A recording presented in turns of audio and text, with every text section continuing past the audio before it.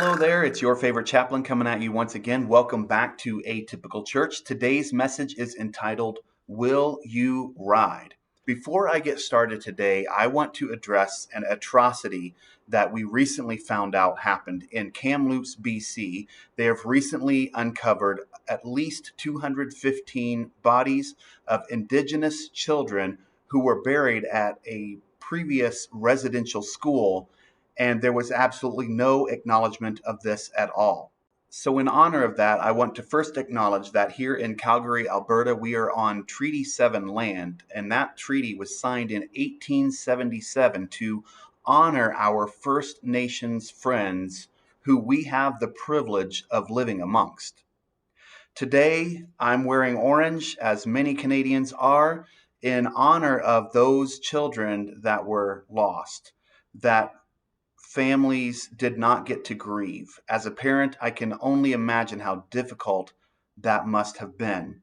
And on behalf of white people and Christians, I want to truly apologize for the horrific things that happened to you and your families and your relatives. I don't think this represents Jesus or Christianity in any way, and we all have very heavy hearts right now as we stand in solidarity with all of you. Romans 14:19 tells us to strive for the things that bring peace and the things that build each other up. I hope my generation and many generations to come will do everything we can to fix this brokenness. God bless you. We care about you.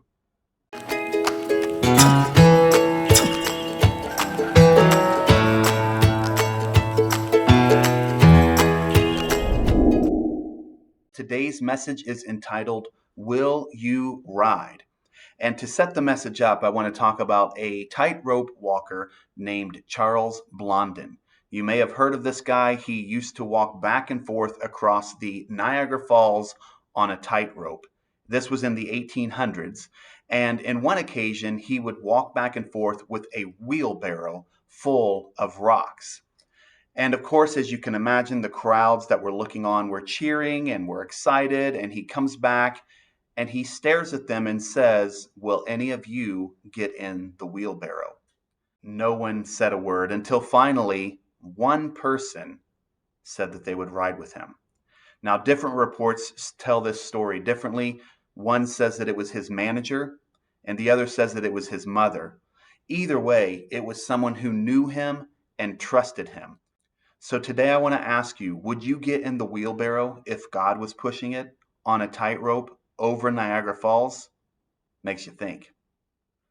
So all throughout the Bible, we see God calling and using people in very different ways. The way he approaches them or sends an angel or sends another person to call them into a ministry is just a beautiful story. It's very different, and it's really interesting if you break that down. We know that when God called Noah and told him to build the ark, it had never rained before. There was no reason for him to comprehend what God was asking him to do. However, the response that we read in Genesis 6:22 is just that Noah did everything just as God commanded him. When God called Moses from a burning bush, Moses was simply out there tending his flock, doing the same thing he had been doing for many years, and it's a burning bush. So Moses approaches the bush, and God has this conversation with him, and Moses' reply was, Here I am, recorded in Genesis 3:4. When God called the prophet Isaiah, he was having a vision, seeing these amazing things happen and seeing angels. And God was saying, Will anyone go? Will anyone do what I need them to do? And Isaiah's response that we see in Isaiah 6:8 was simply, Here am I, send me. So I want to ask you, how would you respond if God was pushing a wheelbarrow across Niagara Falls on a tightrope and asking you to get in? How do you respond right now if God is maybe asking you to pray for a friend or call a friend or even witness to your neighbor or step out of your comfort zone and volunteer or donate some money, whatever he's asking you to do, how do you respond? So you may have heard of a gentleman in the Bible named Gideon. You've most likely at least heard of Gideon's fleece. I'm not getting into the fleece thing today, but the story of Gideon responding to the calling is really worth reading. So I'm going to give you a brief synopsis of the beginning of this story. The Israelites did evil in the eyes of the Lord for 7 years, and because of that, he gave them into the hands of the Midianites. The Israelites prepared shelters and hid in caves because they were so oppressed by the Midianites. Whenever the Israelites planted any crops, the Midianites would come in and camp on the land and ruin the crops. So eventually, again, 7 years later, the Israelites cried out to God for help. Isn't that just like us, to wait until things are absolutely desperate before we cry out to God? You can see here the devastation and the desperate situation that these people were in. I can't imagine being in fear and hiding in a cave and knowing that no matter what I plant, it's going to be ruined. All my animals will be taken and my land will literally be ravaged. However, unfortunately, they wait until this desperate situation to cry out to God. And I want to tell you the first point of this message is no matter how desperate your situation may seem, you can always cry out to God. So next we read in verses 11 and 12, the angel of the Lord came and sat down under the oak tree where Gideon was threshing wheat in a winepress to keep it from the Midianites. When the angel of the Lord appeared to Gideon, he said, "The Lord is with you, mighty warrior." I wonder if he kind of looked around and thought, "Are you talking to me? I don't see anyone around here. I'm definitely not a mighty warrior. I'm hiding from the Midianites, and I'm threshing wheat in something that's made to press wine, but I'm doing it so I can kind of hide it from them. I'm not exactly a mighty warrior." Here we see God calling into Gideon and speaking to his identity, something that most likely Gideon didn't even believe about himself. And I have to say, that is the God I serve. He is a name changer, he is a situation changer. What situation can he change for you right now? So Gideon responds with a very honest question in verses 13 and 14. "Pardon me, my Lord," Gideon replied, "but if the Lord is with us, why has all this happened to us? Where are all his wonders that our ancestors told us about when they said, 'Did not the Lord bring us up out of Egypt?' But now the Lord has abandoned us and given us into the land of Midian." There might be some kind of sarcastic undertone here, but I can certainly understand this question.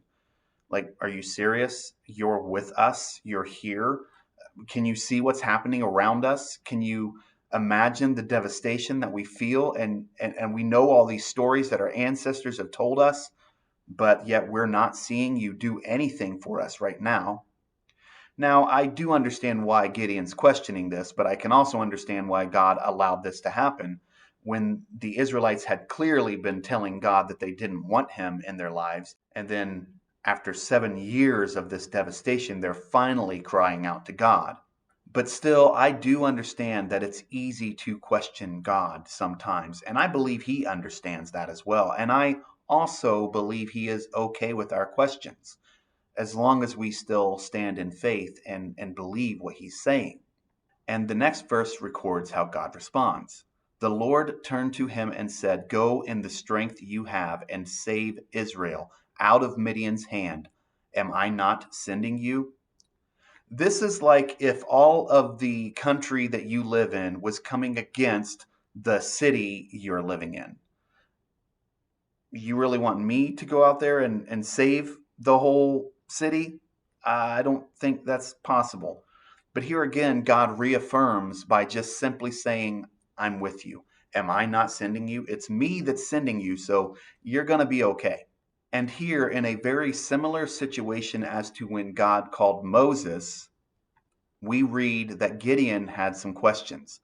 Verse 15, "Pardon me, my Lord," Gideon replied, "but how can I save Israel? My clan is the weakest in Manasseh, and I am the least in my family." The Lord answered, "I will be with you, and you will strike down all the Midianites, leaving none alive." Now, this kind of goes back to last week's message where I talked about complaining and arguing and having excuses. I understand why Gideon had these questions and excuses. He's from a weak tribe. He is not a mighty warrior. He is the weakest of his clan, yet God is picking him to be the leader in this situation.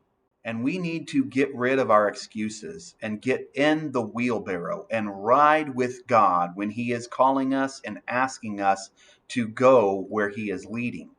But it's our choice to get in. And I can only imagine how many people are standing around watching this situation unfold, but not willing to respond. And God didn't choose them.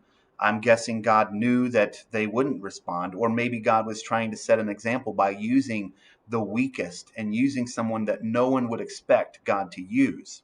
And this reminds me of something else Paul said in Philippians 1, verse 6. He who began a good work in you will carry it on to completion until the day of Christ Jesus.